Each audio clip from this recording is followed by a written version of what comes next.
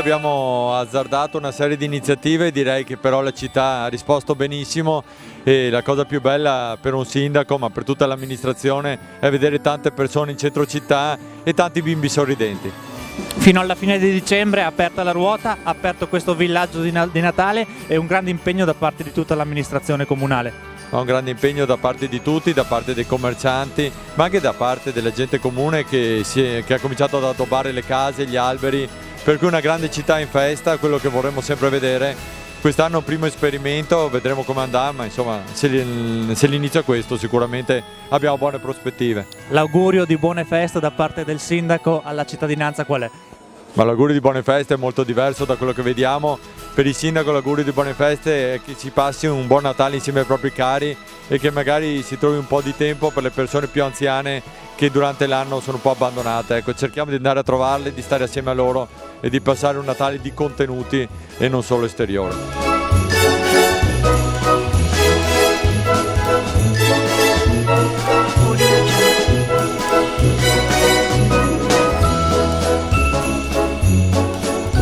Quest'anno siamo riusciti a creare qualcosa di importante. Per molto tempo questo era un sogno, pensare di poter utilizzare via Carducci anche solo 6x15 giorni per un evento così importante.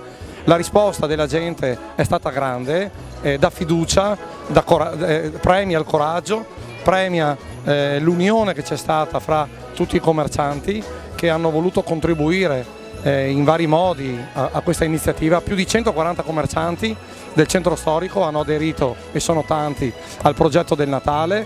L'amministrazione comunale ha avuto il coraggio di dare il là a questa manifestazione, ha avuto il coraggio di iniziare questa sfida. L'atmosfera è bellissima, io credo che Conegliano debba partire da queste cose, deve partire da questi eventi, deve avere il coraggio di crederci, il coraggio di affrontare queste sfide. Bisogna essere positivi, bisogna guardare avanti, le critiche fanno la loro strada, però le poche critiche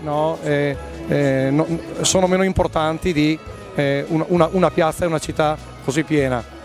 Si dice che fa più rumore un albero che cade di una foresta che cresce. Noi vogliamo essere una foresta che cresce tutti insieme, e vogliamo che questo sia un bel regalo per Conegliano, per i paesi vicino a Conegliano, per la periferia di Conegliano, per i quartieri, che sia un senso di festa e un Natale per le famiglie, un Natale per tutti.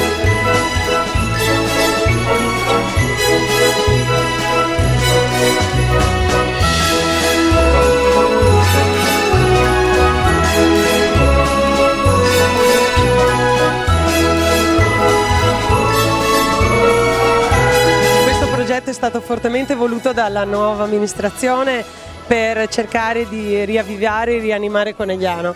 Devo dire che io in tantissimi anni che vivo a Conegliano, non dico da quando perché vivo dalla nascita, è la prima volta che vedo la città in festa, e infatti Giriamo in Festa era proprio come auspicio, come augurio di questa città. Speriamo continui, perché un conto è l'avvio e poi la curiosità, e speriamo che questo siano 14 giorni di festa per la città.